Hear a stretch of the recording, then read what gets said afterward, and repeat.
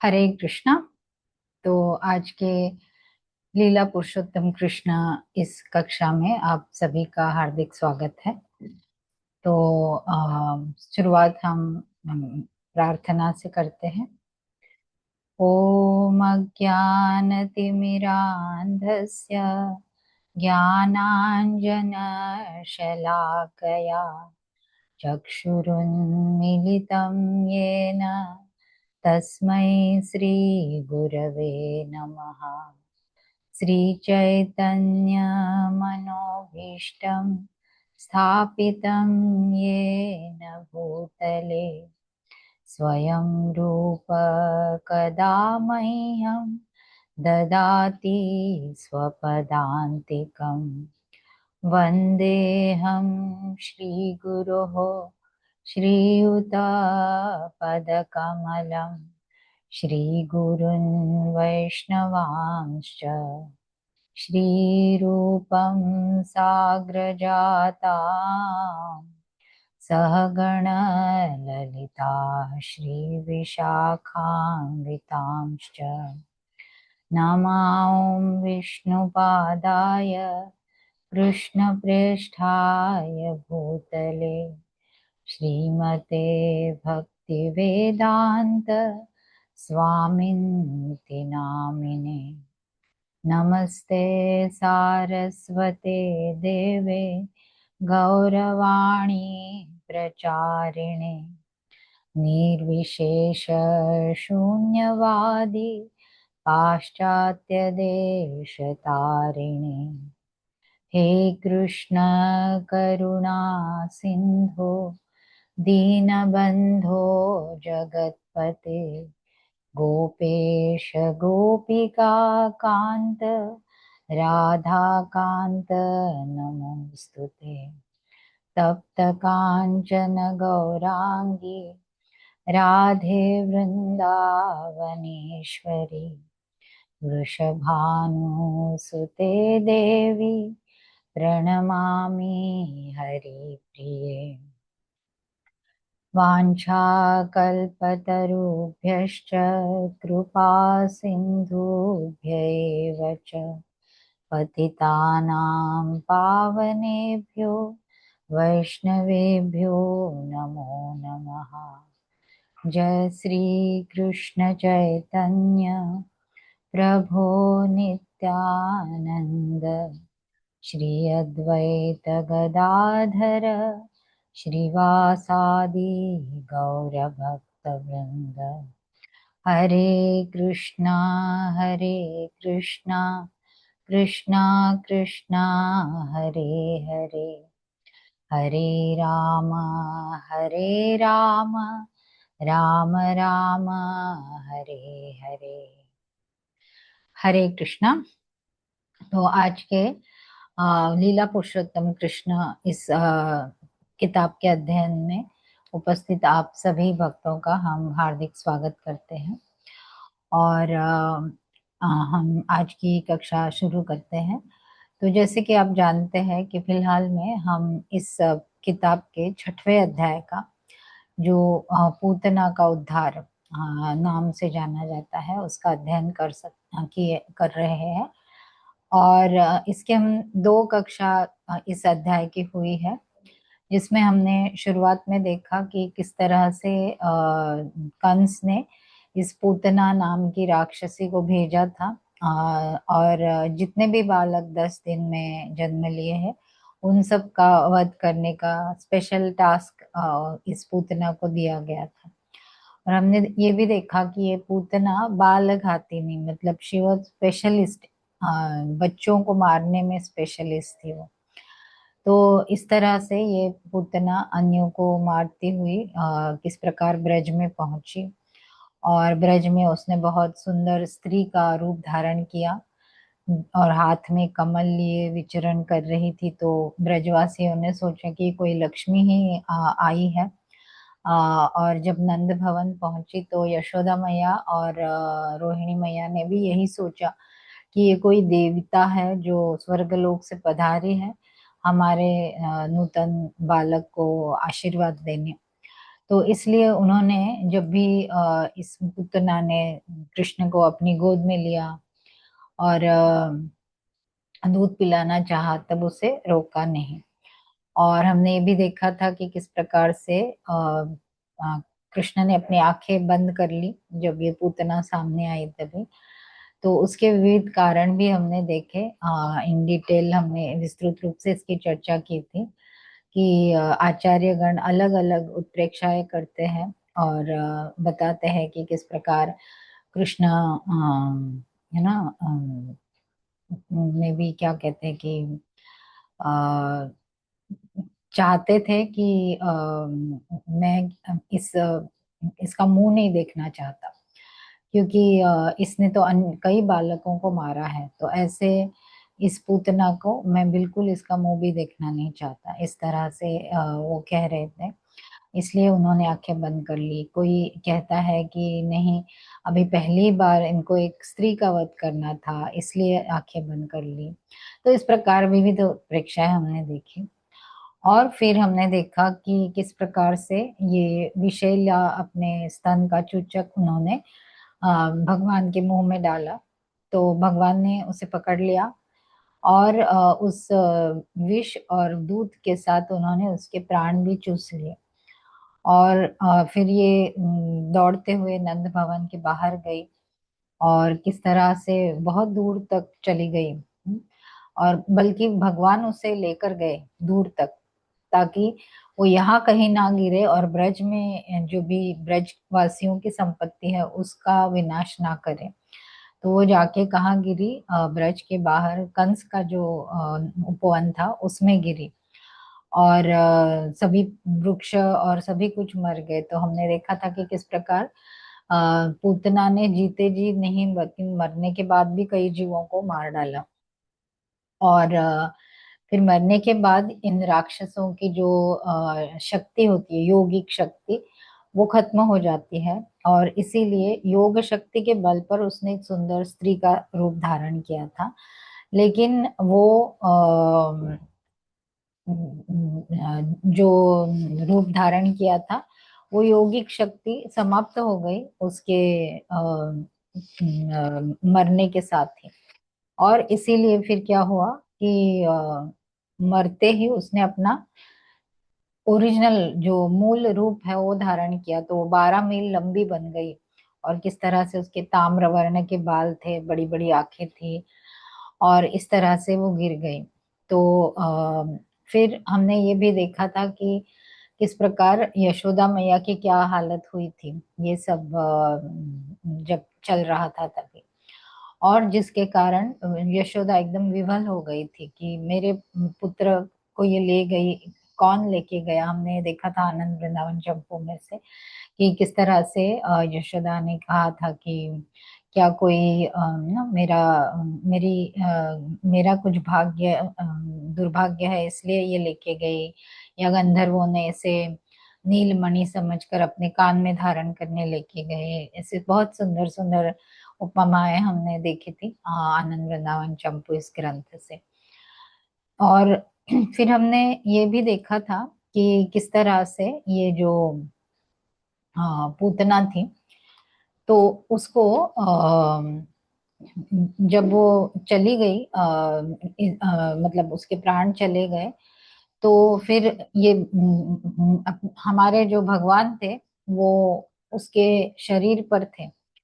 तो उसको फिर उनको वहां से उतारा गया। और किस प्रकार गोपियों ने अलग अलग प्रकार से उनको शुद्धिकरण किया। ऐसे तो भगवान को शुद्धिकरण की कोई आवश्यकता नहीं है, लेकिन उसके बाद भी गोपियों ने ये किया। और गाय की पूंछ उनके चारों तरफ बिखेरी, और फिर हमने देखा था कि किस तरह से आ, गोमूत्र में उनको नहलाया गया। और फिर गाय के गोबर से उनको गाय के गोबर को उनके अनेक अनेक शरीर के अंगों पर लगाया गया। और फिर ये अंगों पर लगाते वक्त उन्होंने कुछ मंत्र कृष्ण के नाम को लिया था। तो ये कृष्ण का के नाम को जब भी लिया गया था, तो फिर हमने देखा था कि किस प्रकार जब हम भी शरीर पर तिलक लगाते हैं, तो ये तिलक लगाते वक्त हमें भी भगवान के नामों का हम उच्चारण करते हैं। तो शरीर पर 12 जगह पर तिलक लगाया जाता है। तो वैष्णव ऐसा नहीं है कि सिर्फ मस्तक पर ही तिलक लगाया जाता है। तो दोनों बाहों में 2 जगह पर, और पेट पर, छाती पर, कंठ पर, पीठ पर, इस तरह से अलग अलग जगह पर ये तिलक लगाए जाते हैं। और फिर इस तिलक के माध्यम से हमारी रक्षा होती है। तो यहाँ तक भी कहा गया है शास्त्रों में कि अगर किसी को कोई दुष्टात्माएं सताती है, जैसे बोलते हैं ना भूत प्रेत की बाधा वगैरह ऐसे, तो भी उसे श्री विष्णु का स्मरण करना चाहिए। श्री विष्णु श्री विष्णु श्री विष्णु कहने से ये बाधाएं जो है ये सब दूर हो जाएगी। या ऐसा भी कहा गया है कि अगर कोई है ना जानता नहीं है कि कौन से नामों का उच्चारण एक्चुअली भाई करना है, तो फिर उसको क्या करना चाहिए, उसको अगर 12 नाम बाय हार्ट नहीं है कि किस तरह से मैं करूं ये 12 नामों का उच्चारण, तो फिर उसको क्या करना चाहिए, उसको श्री विष्णु कर कहते हुए सभी जगह पे तिलक लगाने चाहिए। तो इस तरह से ये हमने देखा था। और यहाँ तक आई डोंट नो मैंने लास्ट टाइम आपको कहा कि नहीं, मुझे याद नहीं है अभी। तो ये भी आयुर्वेद में कहा गया है कि औषधि जब भी हम लेते हैं, कोई भी औषध किसी भी जिसे कहते हैं ना कि किसी भी तकलीफ के लिए या किसी भी रोग के लिए जब हम कोई औषध लेते हैं, तो तभी भी हमें श्री विष्णु कहते हुए दवाई लेनी चाहिए। क्यों? क्योंकि असली औषध तो भगवान की कृपा है। तो उस वो जब भी होगी तभी रोग का निवारण होगा, अन्यथा नहीं हो पाएगा। और इसीलिए कहा गया है कि जब भी हम दवाई लेते हैं तभी भी हमें भगवान के नामों का उच्चारण करना चाहिए। ओके। तो फिर एक मिनट है। तो फिर हमने देखा था कि इसलिए आयुर्वेद में कहा गया है कि हमें दवाई लेते वक्त भी भगवान के नामों का उच्चारण करना चाहिए, श्री विष्णु कहना चाहिए। तो अभी ऐसा श्रील प्रभुपाद बताते हैं अपने तात्पर्य में कि ये जगत कैसा है, तो विपदाओं से भरा है। पदम पदम यद विपदाम न तेषाम, पग पग पर संकट खड़े हैं। कोई नहीं बता सकता कि अगले क्षण क्या होने वाला है, राइट। तो इसलिए हम एक क्षण में जीवन का पूरा चित्र पलट सकता है, बिलीव मी। तो इसलिए ये बहुत आवश्यक है कि हम ये देखें कि आ, हमारे हम हमेशा भगवान विष्णु के नामों को रटते रहें। ये बहुत आवश्यक है, ऐसा शास्त्र कहते हैं। तो इसलिए चैतन्य महाप्रभु भी कहे थे कि कीर्तनीय सदा हरि ही, या परम विजयते श्री कृष्ण संकीर्तन। तो इस प्रकार हमें हमेशा भगवान के नामों को रटते रहना चाहिए। तो अब हम आगे चलते हैं, जहां तक हमने पढ़ा था उससे आगे पढ़ेंगे अभी। ओके।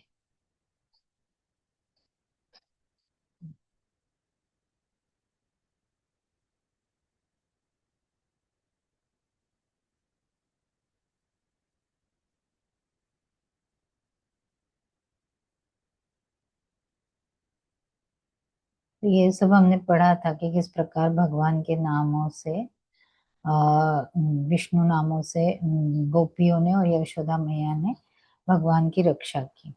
ओके। अब क्या होता है कि नंद महाराज, आपको पता है कि वो मथुरा गए हुए थे टैक्स भरने के लिए, राइट। तो ये टैक्स भरने के लिए जब भी गए थे और वहां पर वो वसुदेव जी से भी मिले थे। तो अब वो टैक्स दे के वापस आ रहे हैं। जो भी ग्वाले उनके साथ गए थे वो और नंद महाराज ये सब वापस आ रहे हैं। तो जब ये वापस आ रहे हैं तब क्या हुआ ये अभी हम आज पढ़ेंगे। इसी बीच सारे ग्वाले जो कर जमा करने मथुरा लौट गए थे लौट कर घर पर आए। तो वे सब पूतना के विशाल मृत शरीर को देखकर स्तंभित हो गए। नंद महाराज को वसुदेव की भविष्यवाणी स्मरण हो आई और वे उन्हें एक ऋषि तथा योगी मानने लगे। अन्यथा वे यह कैसे बता सकते थे कि वृंदावन से उनकी अनुपस्थिति की अवधि में कोई घटना होने वाली है। इसके बाद ब्रज के समस्त वासियों ने पूतना के विशाल शरीर को खंड खंड कर डाले और उसे जलाने के उद्देश्य से लकड़ी की चिता बना दी। जब पूतना के शरीर के अंग जल रहे थे तो अग्नि से उठे धुएं से अगुरु की सुगंध छा रही थी। यह सुगंध ही श्री कृष्ण द्वारा वध किए जाने के कारण थी। इसका अर्थ यह हुआ कि असुरनी पूतना के सारे पाप धुल गए थे और उसे स्वर्गिक शरीर प्राप्त हो गया था। यह ऐसा उदाहरण प्राप्त होता है कि भगवान कितने सर्व कल्याणकारी है। पूतना श्री कृष्ण को मारने आई थी, किंतु चूंकि उन्होंने उसका दुग्धपान किया अतः वह तुरंत पवित्र हो गई और उसके मृत शरीर को दिव्य गुण प्राप्त हुआ। उसका एकमेव कार्य छोटे छोटे बालकों को मारना था। उसे केवल रक्त प्रिय था, किंतु श्री कृष्ण के प्रति द्वेष रखते हुए भी उसे मोक्ष प्राप्त हुआ, क्योंकि उसने श्री कृष्ण को अपना दूध पिलाया था। अतएव उन लोगों के विषय में क्या कहा जाए जो माता के रूप में श्री कृष्ण को अत्यंत प्रिय है और जो अत्यंत प्रेम पूर्वक सदा उनकी सेवा करते हैं, जो हर जीव के परमात्मा है और पूर्ण पुरुषोत्तम भगवान है। हरे कृष्ण। तो यहाँ पर हम देखते हैं कि क्या हो रहा है। तो नंद महाराज और जो ग्वाले हैं जो गए हैं वहां पर, कहा, एक मिनट है,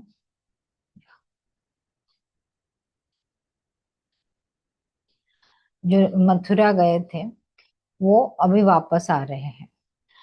तो क्या हो रहा है यहाँ पर, जैसे आनंद वृंदावन चंपू में बहुत सुंदर वर्णन आता है कि पूतना के शरीर को उन्होंने जब भी देखा, तो उनको क्या लगा, उनको देखकर नंद महाराज और ग्वाले क्या सोच रहे थे। तो पहले तो वो सोच रहे थे ये क्या है, इतना विशाल चीज क्या है, क्या कोई पर्वत उड़ रहा था और उड़ता हुआ पर्वत गलती से यहाँ पर नीचे गिर गया है और इन पेड़ों का उसने चकनाचूर किया है उस पर्वत ने, क्या ऐसा हुआ है। या फिर सोच रहे थे कि है ना, कि किसी चेटकी के प्रभाव से हम ब्रज में पहुंचने के बजाय क्या कहीं अन्य जगह पर पहुंच गए हैं क्या, ऐसे सोच रहे थे कि हमारे ब्रज के एंट्रेंस में तो ऐसा दृश्य नहीं हुआ करता था, ये बड़ा पर्वत जैसा क्या है ऐसा, ये तो पहले तो नहीं था, तो अभी कहाँ से आया। तो क्या किसी चेटकी या किसी प्रभाव से, दुष्ट शक्तियों के प्रभाव से हम किसी अन्य जगह पर पहुंच गए क्या, ऐसा सोच रहे थे। या फिर सोच रहे थे या ये कोई जादुई भ्रम है। हमें समझ में नहीं आ रहा है, क्या ये कोई भ्रम है, हम जो देख रहे हैं वो असल में नहीं है लेकिन हमें लग रहा है, ऐसा भ्रम है क्या। तो इस तरह से अलग अलग विचार इनके मन में आ रहे हैं। और नंद महाराज क्या सोच रहे हैं, ओ वसुदेव जी हमारे परिवार में निश्चित ही कोई ऋषि है, क्योंकि अन्यथा उनको ये कैसे, वो सर्वज्ञ है। इसलिए उन्होंने ये भविष्यवाणी की थी। क्या भविष्यवाणी की थी कि अष्टांग योग का अभ्यास से वसुदेव ने ये भविष्य दर्शन की कला आत्मसात की है। तो वसुदेव जी का जय जयकार हो, ऐसे नंद महाराज मन में सोच रहे हैं। तो फिर क्या हुआ, जब प्रवेश किए तभी नंद महाराज के जो भाई थे उपानंद वगैरह, तो उन्होंने शूद्रों को बुलाया और उनको कहा कि इसके शरीर के टुकड़े किए जाए। क्योंकि आप समझ सकते, 12 मील लंबा शरीर कैसे एक साथ इकट्ठा कैसे जलाए, कितनी बड़ी चिता रचनी पड़ेगी, है ना। तो इसलिए उन्होंने कहा कि इसके शरीर के टुकड़े किए जाए और इसको जला दिया जाए, उन टुकड़ों को। तो क्यों जला दिया जाए, क्योंकि ये जो क्या बोलते हैं कि अ, विषैले जो भी प्राणी मात्र होते हैं ना, जिनमें विष होता है, सर्प है, बिच्छू है, इस तरह के जो, तो उनका विष जलाने पर पूरी तरह से समाप्त हो जाता है। तो हो सकता है कि अगर शरीर जलाया नहीं गया फिर भी वो शरीर में तो विष है, तो किसी के स्पर्श करने से या कुछ करने से वो विष का प्रभाव फिर भी हो सकता है। लेकिन अगर शरीर को जला दिया जाए तो फिर वो विष का प्रभाव पूरी तरह से समाप्त हो जाता है। इसलिए यहाँ पर कह रहे हैं कि इसको पूरी तरह से जला दिया जाए। तो वो शूद्रों ने ये सब काम शुरू किया। तो फिर क्या हुआ, अ, ये जो गोप है और ब्रजवासी है, वो पूतना के शरीर को देख के भयभीत होकर भागने लगे। तो ये पहले का दृश्य है। और फिर जला दिया जाए तो फिर गोपियाँ क्या कह रही है, ओ देखो तो ये राक्षसी जो है ये कृष्ण को मारने आई थी, लेकिन अपने महान अपराध के कारण अब ये तो स्वयं मर गई है। तो इस तरह से इन्होंने बातें करना शुरू कर दिया। और यशोदा माँ तो अभी बहुत खुश थी, क्योंकि अभी उनका पुत्र उनकी गोद में था। तो ये जब जलाना शुरू किया इन शरीर को, पुतना के, तो नॉर्मली आपने देखा होगा, कोई भी चिता जलती है तो उससे कुछ ऐसे विशेष गंध नहीं आती, लकड़ी के जलने की जो गंध होती है वही आती है। लेकिन यहाँ पर जब पूतना जल रही थी तब उससे बहुत सुंदर अगुरु की सुगंध आ रही थी। तो ये अगुरु की सुगंध पूरे जैसे कहते हैं ना कि पूरे ब्रज और बाहर भी फैल रही थी। तो कोई सोचेगा पूतना तो राक्षसी थी। हाँ, राक्षस गण तो ऐसे स्वच्छता भी नहीं रहती है उनकी, नाखून इतने बड़े, बालों की जटा और दांत ऐसे बड़े वगैरह वगैरह कैसे रहते हैं। तो ऐसी राक्षसी जब जल रही थी तब सुगंध क्यों आ रहा है? सुगंध राक्षसी की वजह से नहीं आ रहा था, तो किसकी वजह से आ रहा था? क्योंकि कृष्ण के मुख कमल ने उसे स्पर्श किया था। तो इस ये कारण था कि वो जो जल रही थी तभी इतना सुगंध आ रहा था। अब सोचिए कि भगवान में स्वयं में कितना सौरभ है कि वो सिर्फ उनके स्पर्श से पूतना इतनी सुगंधित हुई कि वो जब जल रही थी तब इतना सुगंध आ रहा था। और इतना धुआं, मतलब धुएं के लोट उठ रहे थे कि ब्रजवासी धुएं को देखकर आशंकित होकर नंद के साथी गण जो थे वो कह रहे थे कि हे वृंदावन के राजा, क्या यहाँ हवा में उड़ता हुआ कोई नीला आंचल है जो किसी दिव्य स्त्री के चरणों को छूने के लिए ऊपर की ओर जा रहा है, या यह किसी ऊंची घास की नोक है, या रसातल के विशाल सर्पों के फणों पर जड़े रत्नों से निकलने वाली किरणें ही हैं जो ब्रह्मांड के आवरणों को भेदने का प्रयास कर रही है। तो इस तरह से फिर सोच रहे थे क्या ये बादल पृथ्वी पर गिर रहे हैं और फिर से पूरे आकाश को मलिन करने के लिए ऊपर उठ रहे हैं ये धुएं के बादल। तो इस तरह से अनेक अनेक विचार इनके मन में आ रहे थे। तो धुएं को देखकर और भी कुछ चर्चाएं हैं जो सोच रहे थे कि क्या ये धुआं जो है ये स्वर्ग से उठ के पाताल लोक जा रहा है, या बलि महाराज के सुतल लोक से उठकर ये स्वर्ग की ओर जाने का प्रयास कर रहा है, या फिर पश्चिम दिशा में वरुण की जो नगरी है वहां से ये उत्तर दिशा में जा रहा है। ऐसे अनेक अनेक विचार ब्रजवासियों के मन में आ रहे थे ये धुएं को देख के, क्योंकि आप समझ सकते नॉर्मल चित्ता का धुआं तो इतना नहीं होता है, लेकिन 12 मील लंबा का शरीर के टुकड़े जब जल रहे हैं तब उठने वाला धुआं कितना बड़ा होगा। तो ऐसे ये धुएं को जलते हुए आ, विचार सबके मन में आ रहे हैं। तो ये कृष्ण के स्पर्श से, उनके मुख के स्पर्श से पूतना का पूरा अमंगल शरीर पवित्र हुआ और उसके सारे पाप धुल गए। भगवान का प्रत्यक्ष स्पर्श जब भी किसी को होता है तो उस व्यक्ति के सारे पाप धुल जाते हैं।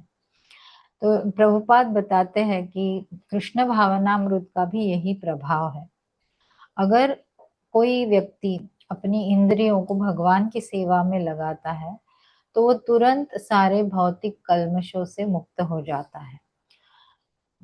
और कैसे लगाना है, शुरुआत कैसी होती है? श्रवण कीर्तन से। तो श्रृण्वता स्वकतः कृष्ण पुण्य श्रवण कीर्तनः। तो इसीलिए केवल श्रवण कीर्तन से ही व्यक्ति पूरी तरह से शुद्ध बन सकता है। तो पूतना का प्रत्यक्ष या अप्रत्यक्ष रूप से स्तनपान कराकर वह भगवान की सेवा में नियुक्त हो गई, तो इसीलिए वो शुद्ध हो गई। इतनी शुद्ध हो गई कि जलकर क्षार हुए शरीर में से भी अगुरु की सुगंध आ रही है। तो अब हम कुछ बताना चाहेंगे आपको। श्री विश्वनाथ चक्रवर्ती ठाकुर पाद के सारार्थ दर्शनी में उन्होंने काफी श्रेणियां बताई है ये पूतना के उदाहरण को लेके, बहुत सुंदर है। तो अभिवृत्ति की श्रेणियां मतलब हमारी एटीट्यूड कैसी है। तो इस अभिवृत्ति या एटीट्यूड के आधार पर उन्होंने कुछ श्रेणियां लगाई है। तो वो कहते हैं कि भगवान को मृत्यु प्रदान करने की सेवा से जीवन की सिद्धि प्राप्त हुई। पूतना को वो मारने आई थी ना भगवान को, तो मृत्यु प्रदान करना ये भी सेवा जैसे गिना जा रहा है कि मृत्यु प्रदान करने की सेवा से अगर पूतना को सिद्धि प्राप्त हुई तो कोई न्यूट्रल भाव में, मतलब ना तो शत्रु ना तो मित्र, ऐसे न्यूट्रल भाव में अगर भगवान की सेवा करेगा तो क्या होगा, उसे क्या प्राप्त होगा। और उससे भी आगे अगर कोई न्यूट्रल भाव के परे जाकर श्रद्धा से भगवान को सेवा अर्पित करेगा तब तो उसका क्या डेस्टिनेशन होगा, वो कहाँ पहुंचेगा। और उससे भी आगे, ये श्रेणियां मैंने इसलिए कहा, तो उससे भी आगे वो क्या कहते हैं, अगर कोई शुद्ध भक्ति मय हृदय से, शुद्ध भक्ति से भगवान की सेवा करेगा तब ऐसे व्यक्ति को क्या डेस्टिनेशन, वो कहाँ, उसका गंतव्य क्या होगा। तो आप समझ रहे मैं क्या बता रही हूँ कि पूतना जो मारने की सेवा करने आई थी उसको मोक्ष प्राप्त हुआ, तो कोई न्यूट्रल भाव में करेगा तो उसको कितना क्या प्राप्त होगा आगे। और न्यूट्रल भाव से भी कोई अगर भक्ति भावना से करेंगे भगवान की सेवा तब उससे क्या प्राप्त होगा। और भक्ति के आगे सर्वोच्च स्तर क्या है, अगर कोई शुद्ध भक्ति द्वारा भगवान की सेवा करेगा तब तो उसका गंतव्य क्या ही होगा। तो ये सोचने की बात है। इसीलिए हमें हमेशा शुद्ध भक्ति के पथ पर चलते हुए भगवान की सेवा का दृढ़ संकल्प करना चाहिए और सेवा करते रहना चाहिए। फिर आगे वह बताते हैं कि अगर भगवान के अवतार की सेवा करता है कोई, अवतार की मतलब कोई नरसिंह भगवान का सेवक है, या कोई राम भगवान के सेवक है, या कोई वराह भगवान का सेवक है, वगैरह वगैरह, तो ऐसे भगवान की अवतारों की सेवा करने से भी व्यक्ति को परम गति प्राप्त होती है।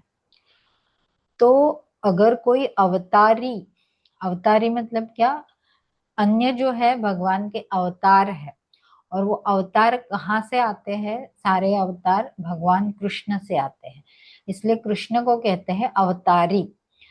श्रीमद् भागवतम में कहा गया है कृष्णस्तु भगवान स्वयं, बाकी सारे हैं वो अवतार है भगवान के, लेकिन भगवान कृष्ण जो है वो स्वयं भगवान है। तो ऐसे अवतारी की सेवा करने से भी लोगों को परम गति प्राप्त होती है। तो अगर कोई अवतार यानी साक्षात भगवान की सेवा करेगा तब तो क्या ही गंतव्य प्राप्त होगा उसे। इस तरह से वो बताते हैं। फिर और मतलब उन्होंने 3-4 प्रकार बताए हैं, बहुत सुंदर लगे मुझे, इसलिए मैं आपके साथ भी शेयर कर रही हूँ कि भगवान को कौन क्या अर्पित कर रहा है। उस अर्पित चीजों के अनुसार भी उन्होंने कुछ श्रेणियां लगाई है। तो क्या श्रेणियां हैं? तो वो कहते हैं अगर कोई भगवान को विष अर्पित करके परम गति प्राप्त करता है, जैसे पूतना ने किया, तो ये विष अर्पित करके परम गति प्राप्त कर गई पूतना। तो जो भगवान को अविषैली मतलब जो विषैली नहीं है ऐसी चीजें अर्पित करेगा तो क्या पाएगा, वो क्या पाएगा जीवन में। और उसके आगे कहते हैं अगर कोई भगवान को प्रिय वस्तु अपनी अर्पित करेगा तब तो क्या ही पाएगा।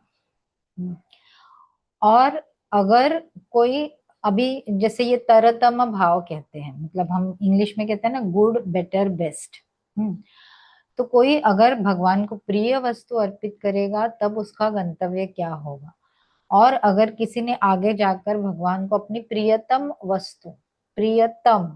वस्तु मतलब प्रिय से अधिक प्रिय जो है प्रियतम वस्तु अर्पित की तब वो क्या पाएगा। और फिर अगर किसी ने भगवान को अपनी सबसे प्रिय वस्तु अर्पित की तब तो उसका गंतव्य क्या होगा। इस तरह से बताते हैं श्रील विश्वनाथ चक्रवर्ती ठाकुर। और फिर श्रद्धा के अनुसार भी ये श्रेणियां देखी जा सकती है।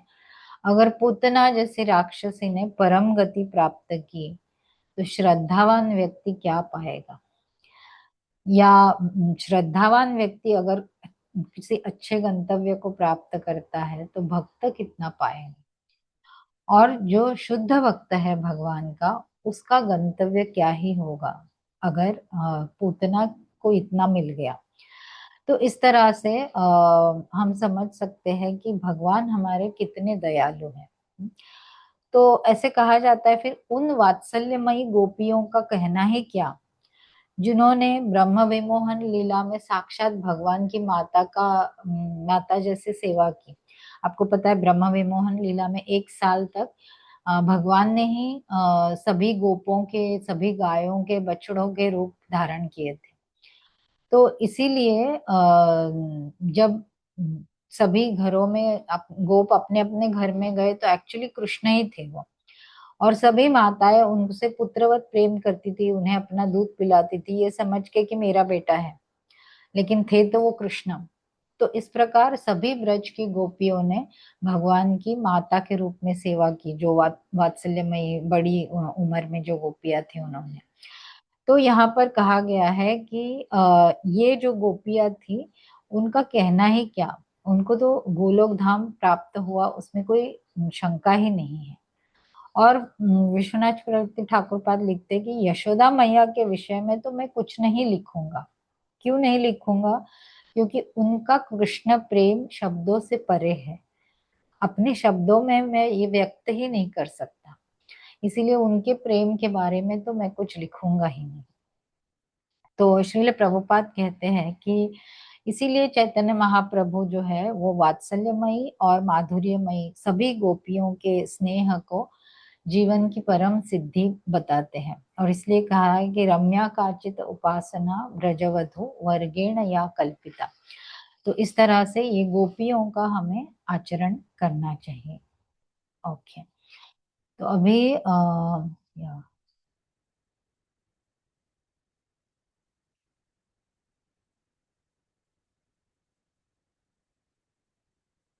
तो हम थोड़ा सा आगे पढ़ते हैं और फिर हम अ, चर्चा करेंगे उसकी। ठीक है।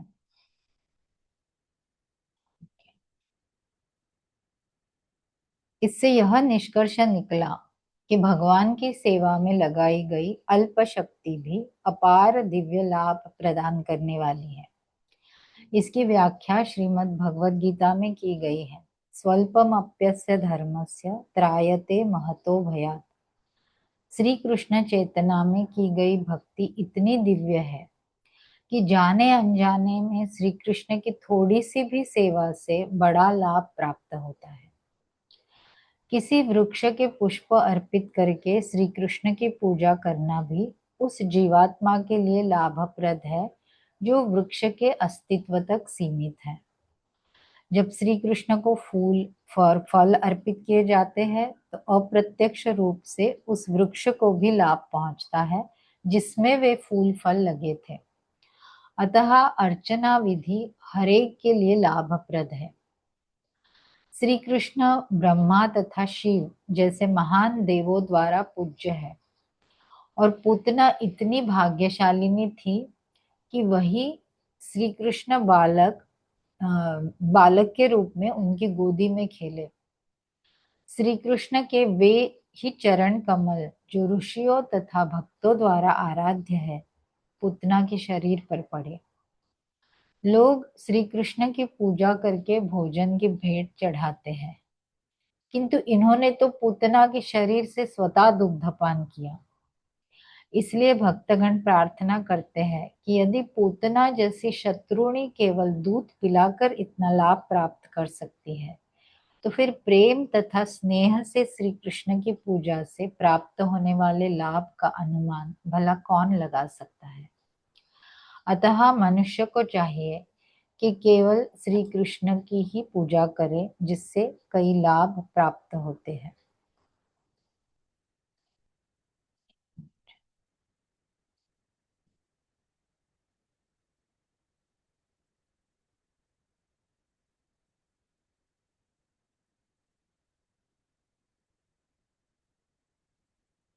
ओके, तो यहाँ पर हम देख रहे हैं कि बताया गया था कि अगर श्री कृष्ण को थोड़ा भी कुछ अर्पित किया जाए तो सबसे निकृष्ट चीज अगर क्या होगी भगवान को अर्पित करने जैसी, बल्कि कभी करनी ही नहीं चाहिए, तो वो है विष जो पूतना ने अर्पित किया, है ना। तो ये राक्षसी होने के बावजूद भी उसका भाग्य कितना बड़ा था। तो क्या भाग्य था कि जो चरण कमल भगवान के भक्तों के हृदय में होते हैं, योगी जिनका ध्यान करते हैं और देवता जिनका पूजन करते हैं, ऐसे चरण कमल पूतना के शरीर पर पड़े। हम्म, और पूतना ना तो भक्त थी ना अभक्त थी, वो तो एक राक्षसी थी, भगवान की शत्रु थी। तो उसने कभी भगवान के चरण कमलों की पूजा नहीं की पूतना ने, बल्कि क्या किया, तो उसके विपरीत किया। मतलब भक्त जो होते हैं, मृत्यु का समय आता है तो भगवान के चरण कमल को हृदय में धारण करते हैं, उनका स्मरण करते हैं, है ना। लेकिन यहाँ पर पूतना की जब मृत्यु का समय आया तब उसने बिल्कुल उल्टा विपरीत किया। क्या किया, वो उन चरण कमलों को दूर फेंकने का प्रयास कर रही थी, भगवान को पूरा ही अपने शरीर से विलग करके उनको फेंकने का प्रयास कर रही थी। तो उन चरण कमलों के नजदीक जाने का प्रयास करता है व्यक्ति अपनी मृत्यु के समय, लेकिन पूतना उनसे दूर जाने का, भागने का प्रयास कर रही थी उन चरण कमलों को। और जब वो दूर नहीं कर पाई तब अपनी सारी शक्ति लगा के उनको पीटने लगी, उन चरण कमलों को। लेकिन कृष्ण जो थे वो बलपूर्वक उन पर चढ़ गए थे। तो इस प्रकार से ऐसी पूतना जो शत्रु बन के आई थी। और फिर क्या कहा गया है कि ब्रह्मा जी, शिव जी, ये सभी वैकुंठ का वास प्राप्त करने के लिए लालायित रहते हैं और प्रार्थना करते रहते हैं। पर ये शत्रुणी पूतना को बिना मांगे, उसने कभी सोचा भी नहीं होगा कि मुझे वैकुंठ जाना है, लेकिन बिना मांगे भगवान ने उसे वैकुंठ का वास दे दिया। तो कितने दयालु है हमारे भगवान। तो कहाँ गई पूतना, कौन से वैकुंठ में गई? तो मतलब जिन्हें पता नहीं है उनके लिए मैं बता दूं, आध्यात्मिक जगत में भी अलग अलग वैकुंठ लोक है। ऐसा नहीं कि वैकुंठ कोई एक ही लोक है। अलग अलग वैकुंठ लोक है। और जैसे भगवान के जो अलग अलग अवतार है, तो वो अलग अलग वैकुंठों में रहते हैं। नरसिंह वैकुंठ अलग है। भगवान राम जिस धाम में रहते हैं उसको साकेत धाम कहते हैं। वराह वैकुंठ अलग है। तो इस प्रकार से कई सारे वैकुंठ है। तो पूतना कौन से वैकुंठ में गई? तो वही गई जो माता यशोदा जहां पर रहती थी। जैसे पूतना जहां पहुंची उसको ऐश्वर्य गोलोक कहते हैं। तो ऐश्वर्य गोलोक मतलब क्या? जहां आनंद और ऐश्वर्य का भाव उसे प्राप्त हुआ। तो ये स्थान सिर्फ उसको क्या प्राप्त नहीं हुआ, उसको प्रेम नहीं प्राप्त हुआ, कृष्ण प्रेम नहीं प्राप्त हुआ। क्योंकि कृष्ण प्रेम किसकी प्रॉपर्टी है? भगवान के जो अनुरागी भक्त है उनकी प्रॉपर्टी है। तो अनुराग तो छोड़ो, इसको तो मन में थोड़ी भी भक्ति भी नहीं थी। तो इसलिए उसको सुख ऐश्वर्य युक्त मुक्ति प्राप्त हुई, ऐसे कहते हैं। तो वयस्क गोपिया और ब्रह्म विमोहन लीला में जो गोपिया थी वो भी पूतना से उच्च स्थान उनको प्राप्त है। तो उद्धव जो है वो भगवान की स्तुति में एक श्लोक बोलते हैं, जो श्रीमद् भागवतम के तीसरे स्कंद के दूसरे अध्याय का 23वां श्लोक है। तो वहां वो कहते हैं कि अहो बकीयं स्तनकालकूटं जिघांसया पाययदप्यसाध्वी लेभे गतिं धात्री उचितां ततोऽयं कं वा दयालु शरणं व्रजेत। तो वो कहते हैं उद्धव जी कि अहो, अरे सुनो, वो बकीयम, बकीयम मतलब, बकी मतलब क्या? पूतना का दूसरा नाम है बकी। क्योंकि बकासुर की बहन थी इसलिए उसको बकी कहते हैं। तो ये बकी जो आई थी अपने स्तनों में कालकूट नाम का विष लगा के आई थी। और ये असाध्वी थी। ये साध्वी स्त्री नहीं थी, असाध्वी थी। तो ऐसी असाध्वी जो थी उसको कौन सी गति प्राप्त हुई? धात्री, यानी नर्स। जो दूध पिलाने वाली नर्स होती है ना, तो उसको धात्री की गति प्राप्त हुई आध्यात्मिक जगत में। तो ऐसा कौन, इतना दयालु कौन हो सकता है हमारे भगवान से कि ऐसी विष लगा के आई हुई पूतना राक्षसी को भी उन्होंने गोलोक में धात्री का दर्जा दे दिया। तो ऐसे भगवान जो इतने दयालु है, उनके सिवा हे जीव आप और किसकी शरण ले लोगे? इस तरह का प्रश्न पूछ रहे हैं। तो इस तरह से गोलोक वृंदावन में माता यशोदा की सहायता करने के लिए धात्री या दासी का पद पूतना को प्राप्त हुआ।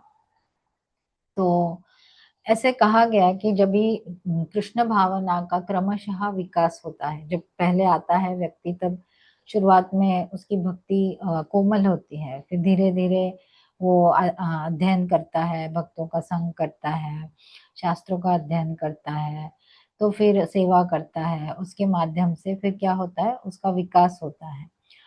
तो फिर पहले वो भगवान को परम पुरुष के रूप में जानता है। फिर वो परम स्वामी के रूप में जानने लगता है, मतलब दास्य भाव में आता है। फिर कोई परम मित्र के रूप में जानता है, सख्य भाव में। या कोई परम पुत्र यानी वात्सल्य भाव में भगवान की सेवा करता है। या कोई परम प्रेमी या माधुर्य भाव में सेवा करते हैं। तो जिनका भी कृष्ण से किसी भी रिश्ते से संबंध हो, तो फिर ऐसे व्यक्तियों के भौतिक जीवन का अंत निश्चित है। तो भगवत गीता में जैसे भगवान कहते हैं कि त्यक्त्वा देहम पुनर्जन्म न लभ्यते, ऐसा व्यक्ति देह त्यागने पर पुनः जीवन प्राप्त नहीं करेगा।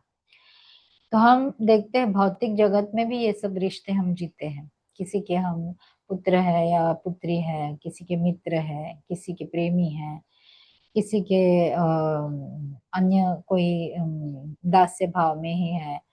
जैसे बॉस के साथ हमारा दास्य भाव रहता है ना। लेकिन ये सभी जो रिश्ते हैं ये क्षणिक है और अज्ञान से उद्भूत है। पर चेतना में हमारे जब कृष्ण भावना जागृत होती है तभी क्या होता है, आध्यात्मिक जीवन की प्राप्ति होती है। तो ये वयस्कर गोपियां जो है, यशोदा की सखिया जो है, ये कृष्ण को स्तनपान कराई, जैसे ब्रह्म विमोहन लीला में देखे हमने। वो असली माता नहीं थे भगवान के, लेकिन वो फिर भी वो उनको क्या प्राप्त हुआ, वो गोलोक में यशोदा मैया की कोई दासी बनी, कोई सखी बनी, कोई सास बनी वगैरह इस प्रकार से। क्योंकि ये गोपियां कैसी थी, अपने घर संसार में होकर भी ये संसार की नहीं थी। तो श्री कृष्ण को उन्होंने अपने स्नेह का केंद्र बनाया था। तो संसार में रहकर भी वो संसार की नहीं थी। तो हमारा क्या होता है, बिल्कुल उल्टा होता है। हम भक्ति तो करते हैं, लेकिन करते करते हमें चिंता घर की ज्यादा होती है। लेकिन गोपियां जो थी वो घर तो चलाती थी, लेकिन घर चलाते वक्त उनको चिंता कृष्ण की ज्यादा होती थी। तो इसलिए भक्ति विनोद ठाकुर पाद कहते हैं कि कृष्णेर संसार कर छाड़ी अनाचार। तो इस तरह से अगर आप करोगे तो फिर क्या होगा, आपकी मुक्ति निश्चित है। तो ऐसे विश्वनाथ चक्रवर्ती ठाकुर पाद बताते कि भक्त का समर्पण कितना है, how much we are surrender to Krishna, उसके अनुपात में हमारी संसार की मुक्ति होगी। It is proportional, how much is our surrender, so our liberation from the world will be proportional to that. तो इसलिए जैसे ज्ञानी गण जो होते हैं, ज्ञानी भक्त, वो ब्रह्म ज्ञानी होते हैं। तो उससे बढ़कर है शांत भक्त का साक्षात्कार। क्या साक्षात्कार, वो सोचता है कि भगवान ही ब्रह्मन है। उससे बढ़िया है दास्य भक्त का साक्षात्कार, जो कहते हैं कि भगवान के सिवा मेरा और कोई स्वामी नहीं है, no other boss except Krishna. तो ऐसे दास्य भक्ति में जो प्रगत है, उनके भी भगवान नियंत्रण में आ जाते हैं। मतलब भगवान नियंत्रित नहीं करते भक्त को, भगवान उनके नियंत्रण में आ जाते हैं। उससे बढ़िया भक्ति का स्तर है सख्य भक्ति का, जहाँ भगवान को मित्र मानकर सेवा करते हैं।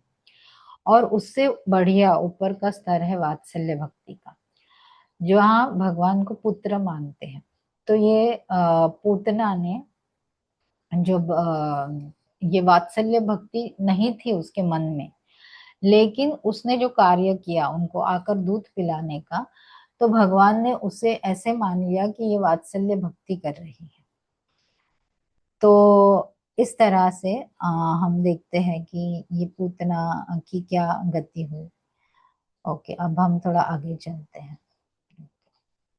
हाँ, ये यहाँ पर ये और एक चीज प्रभुपाद महत्वपूर्ण बताते हैं जो हमने पढ़ी, कि इसलिए स्वल्पम अप्यस्य धर्मस्य, मतलब क्या, छोटा सा भी कुछ भी चीज भगवान के लिए की जाए वो भी आपको काफी लाभ प्रदान करती है। तो ऐसा नहीं कि हमें ही सिर्फ लाभ प्राप्त होगा। मतलब अगर आप कोई पुष्प चढ़ाते हो भगवान को, तो भले हो सकता है, जैसे सबसे अच्छा पुष्प चढ़ाने का तरीका कहा गया है शास्त्रों में कि हम खुद अपने गार्डन में भगवान के लिए पेड़ लगाए और उनकी देखभाल करें, और उस पे जो पुष्प आते हैं वो अर्पित करें। वो सबसे बेस्ट पुष्प अर्पण करने का तरीका है। लेकिन खैर हर कोई नहीं कर सकता है ये चीज। तो ठीक है, कोई बात नहीं, आप बाजार से जाकर भगवान के लिए खरीद के लाओ पुष्प, वो अर्पित करें, वो भी अच्छा तरीका है। तो इसमें कोई सोचेगा चलो मैं पुष्प अर्पित कर रहा हूँ तो मुझे लाभ प्राप्त होगा, कुछ मुझे सेवा की ऐसा होगा। यस, आपने तो की, लेकिन सिर्फ आपने नहीं की। वो पुष्प जिस वृक्ष पर आया है, उस वृक्ष को भी उसका लाभ प्राप्त होगा, क्योंकि वो वृक्ष भी जीवात्मा है। वो उसमें भी, वृक्ष में भी किसी का जीव है। वो किसान जिसने पुष्प उगाए, खेती की, उसको भी उसका लाभ प्राप्त होगा। तो सभी को बराबर से लाभ प्राप्त होगा। तो इसीलिए भगवान की अर्चना विधि जो है ये सबको लाभप्रद है। छोटी छोटी चीजें जो भी किए हैं वो सभी को उनकी सेवा का लाभ प्राप्त होगा। तो अब हम थोड़ा सा आगे चलते हैं। यद्यपि पूतना दुष्टात्मा थी, किंतु उसे भगवान की माता के समान उच्च पद प्राप्त हुआ। अतः यह स्पष्ट है कि गाय तथा वयस्क गोपियां जो भी श्री कृष्ण को दूध देती थी, दिव्य पद को प्राप्त हुई। श्री कृष्ण किसी को भी कुछ भी, मुक्ति से लेकर कोई भी कल्पनीय वस्तु दे सकते हैं। अतः पूतना के मोक्ष में कोई संदेह नहीं कि जिसके शरीर से श्री कृष्ण ने दुग्धपान किया, और उन गोपियों के मोक्ष के संबंध में क्या संदेह हो सकता है जिन्हें श्री कृष्ण इतने प्रिय थे। निस्संदेह जिन समस्त गोपियों तथा ग्वालों एवं गायों ने वृंदावन में अत्यंत प्रेम तथा स्नेह से श्री कृष्ण की सेवा की, वे सब इस भौतिक संसार की दयनीय दशा से मुक्त हो गए। जब हाँ,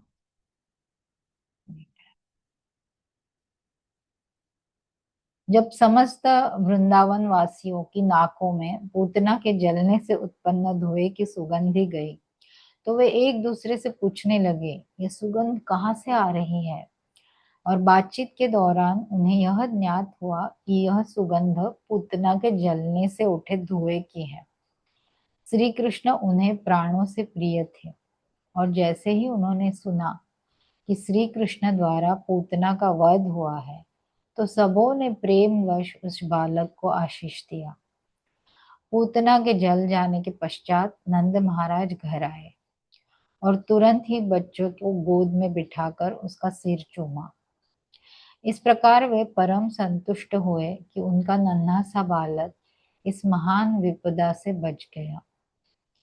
श्री शुकदेव गोस्वामी उन समस्त व्यक्तियों को आशीर्वाद देते हैं जो श्री कृष्ण द्वारा पूतना वध के इस वृत्तांत को सुनते हैं, क्योंकि उन्हें निश्चय ही श्री गोविंद के वरदान की प्राप्ति होगी। तो इस प्रकार लीला पुरुषोत्तम भगवान श्री कृष्ण के अंतर्गत पूतना वध नामक 6वें अध्याय के भक्ति वेदांत तात्पर्य पूर्ण हुए। तो यहाँ पर जैसे हमने पहले भी कुछ चर्चा की ही थी कि पूतना की जलने की सुगंध आई, तो क्या क्या बातें ये गोपगण कर रहे थे कि कहाँ से आ रही है वगैरह वगैरह।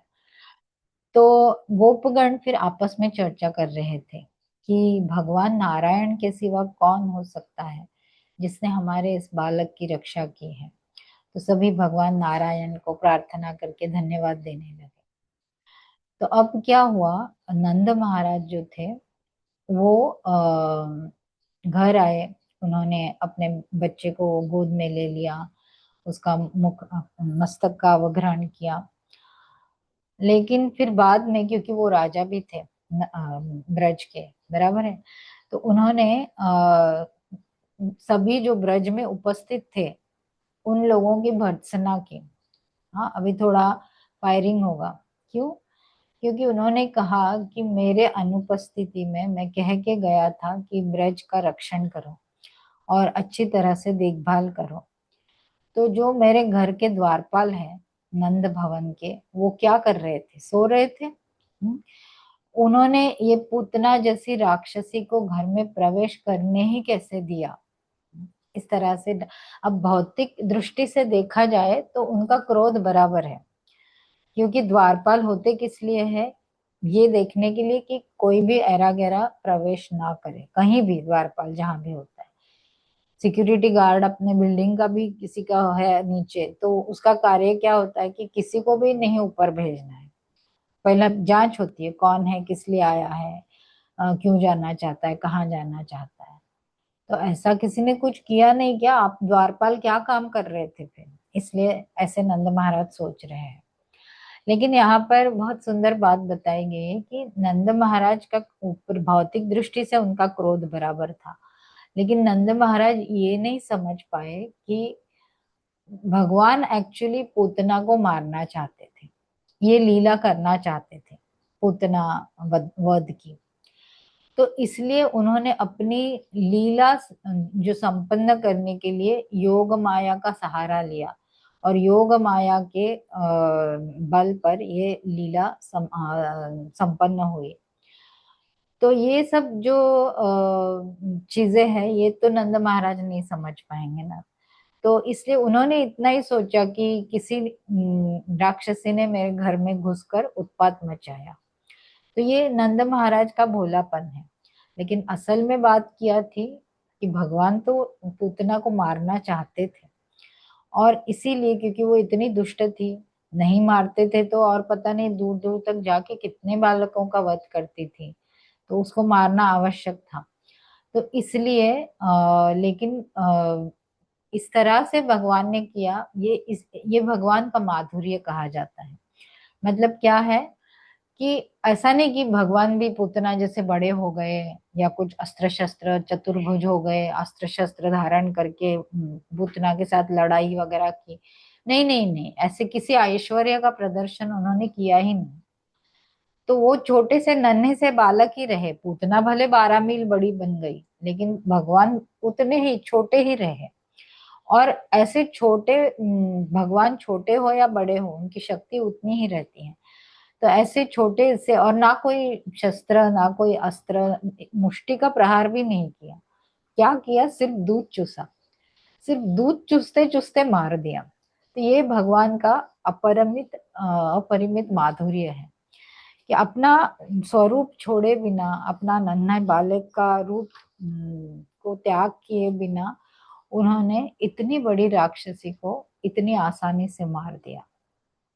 तो अंतिम श्लोक जो है वहां पर शुकदेव गोस्वामी कहते हैं कि क्या ये सब जो अभी हम 3 कक्षाओं से सुन ही रहे हैं, पूतना राक्षसी का उद्धार की लीला, तो क्या प्राप्त होता है किसी को भी। तो कह है कि शुकदेव गोस्वामी कहते हैं कि जो कोई भी श्री भगवान श्री कृष्ण द्वारा पूतना के मारे जाने के विषय में श्रद्धा तथा भक्ति पूर्वक श्रवण करता है, और श्री कृष्ण की ऐसी बाल लीलाओं के सुनने में अपने आप को लगाता है, उसे निश्चय ही आदि पुरुष रूप गोविंद के प्रति अनुरक्ति प्राप्त होती है। तो इसलिए श्रील प्रभुपाद लिखते हैं अपने तात्पर्य में कि भगवान श्री कृष्ण हमारे लिए अपने अपने विषय में अनेक अद्भुत कथाएं छोड़ गए। ये एक नहीं, अभी तो शुरुआत हुई है हमारी। तो ऐसी अनेक अद्भुत कथाएं भगवान छोड़ गए हैं। तो श्री कृष्ण लीला पुरुषोत्तम भगवान नामक ग्रंथ में इन कथाओं के पढ़ने मात्र से, अब आते हैं हम जो कर रहे हैं उसके बारे में प्रभुपाद लिख रहे हैं। तो इस ग्रंथ के पढ़ने मात्र से, इन कथाओं को पढ़ने मात्र से मनुष्य को इस भौतिक जगत से मुक्ति प्राप्त हो जाती है, और वह आदि पुरुष गोविंद तथा गोविंद से संबंधित सभी चीजों के लिए क्रमशः अनुरक्ति तथा भक्ति उत्पन्न कर लेता है। हरे कृष्णा। तो पूतना उद्धारण लीला की जय।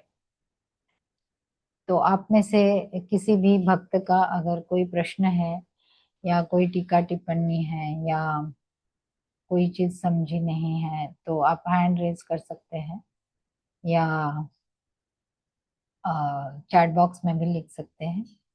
तो हम उसे उत्तर देने का प्रयास करेंगे। ओके।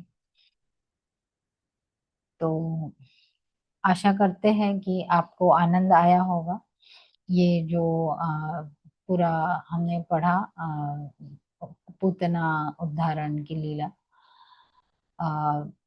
तो मैं कोई हैंड रेज नहीं देख रही हूँ, और ना ही कोई चैट बॉक्स में भी कुछ नहीं है। तो क्या हम समझे कि किसी का कोई प्रश्न नहीं है? Everything is understood. ओके। तो ओके, गुड।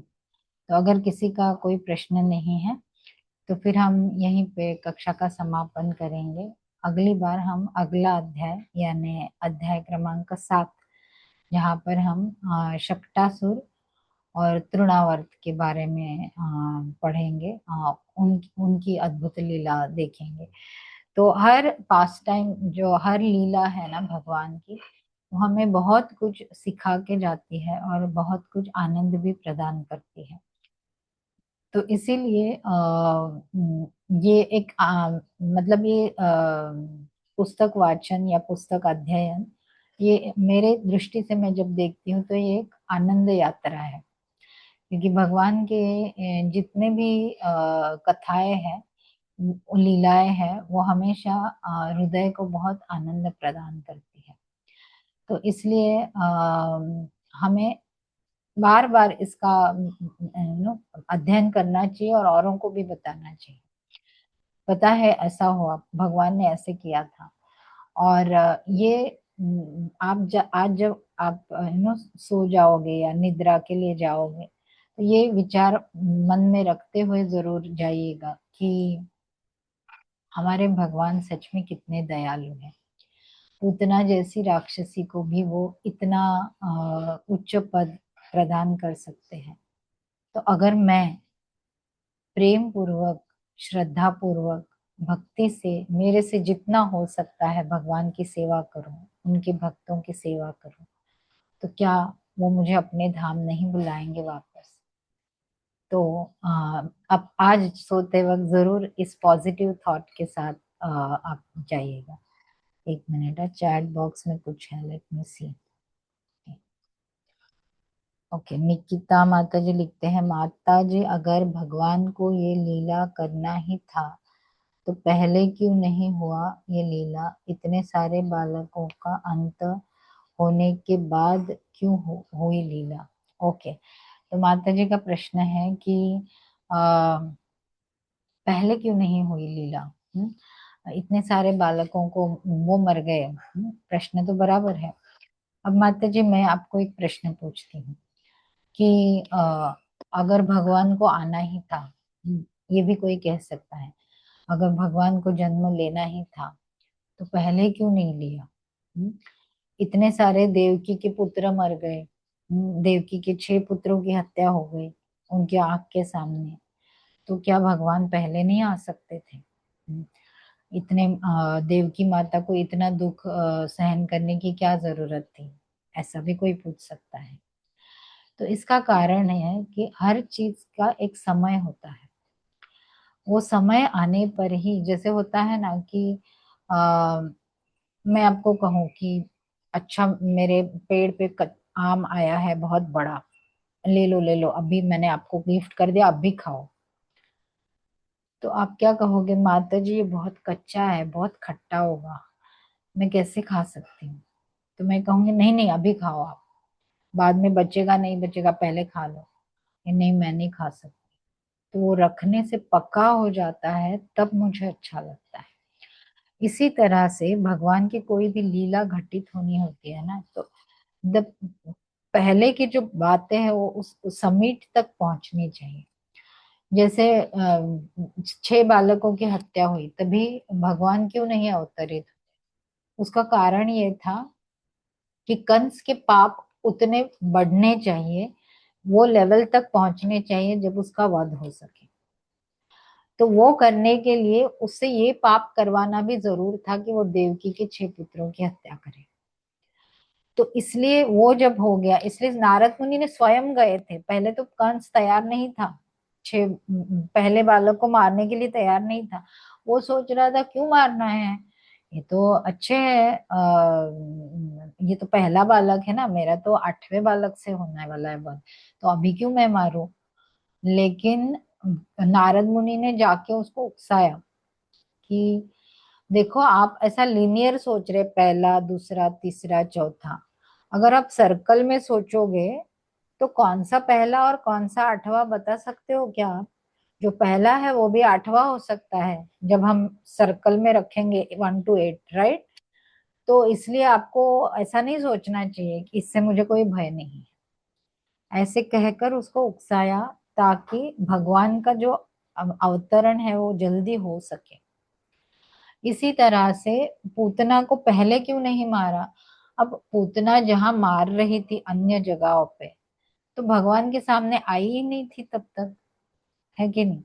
और भगवान तो बालक रूप में थे, ऐसे नहीं कि वो दौड़ के जाने वाले थे। तो इसीलिए इनफैक्ट देखो, जैसे कंस ने आज्ञा दी दूसरे दिन, भगवान कृष्ण का जन्म हुआ, उसके दूसरे दिन उनकी मीटिंग हुई अपने मंत्रियों के साथ कि अभी क्या किया जाए। और फिर उन्होंने डिसीजन लिया कि नहीं, सभी जितने भी बालक जन्म हुए उनको मार दिया जाए। फिर पूतना को बताया गया। तो इस तरह से ये पूतना आई और उसने कभी कार्य चालू किया उसका एग्जैक्ट उल्लेख नहीं है शास्त्रों में, लेकिन मे भी तीसरे चौथे दिन। तो एक 2-3 दिन का समय था जहां पर वो मथुरा से आई मारते हुए बालकों को। लेकिन ये कुछ चीजें जो होती है ना, उसके समिट तक पहुंचना, उसका समय आना आवश्यक होता है। तो ऐसा नहीं है कि भगवान जो बालक मर गए उनके प्रति दयालु नहीं थे, नहीं ऐसा नहीं है। लेकिन वो जब तक आए भगवान के सामने तभी उसको मारा जा सकता है, हर चीज का एक समय होता है। ओके। तो आई थिंक आपके प्रश्न का उत्तर मिल गया होगा निकिता माता जी। ओके, तो अभी मैं और कोई प्रश्न तो नहीं देख रही हूँ यहाँ पर। तो यहीं पे हम समापन करते हैं आज की कक्षा का, और कृष्ण की कृपा रही तो अगली बुधवार पुनः मिलेंगे अन्य राक्षसों की कथा के साथ। ओके। तो आप सभी का बहुत बहुत धन्यवाद आज की कक्षा में उपस्थित रहने के लिए। लीला पुरुषोत्तम भगवान कृष्ण ग्रंथ की जय। श्रील प्रभुपाद की जय। श्री श्री जगन्नाथ बलदेव सुभद्रा मैया की जय। श्री श्री अवधूत निताय गौर हरि भगवान की जय। श्री श्री राधा रास बिहारी भगवान की जय। उपस्थित सभी भक्त वृंद की जय। वांछा कल्पतरुभ्यश्च कृपा सिंधुभ्य एव च पतितानां पावनेभ्यो वैष्णवेभ्यो नमो नमः। अनंत कोटि वैष्णव वृंद की जय। हरे कृष्ण।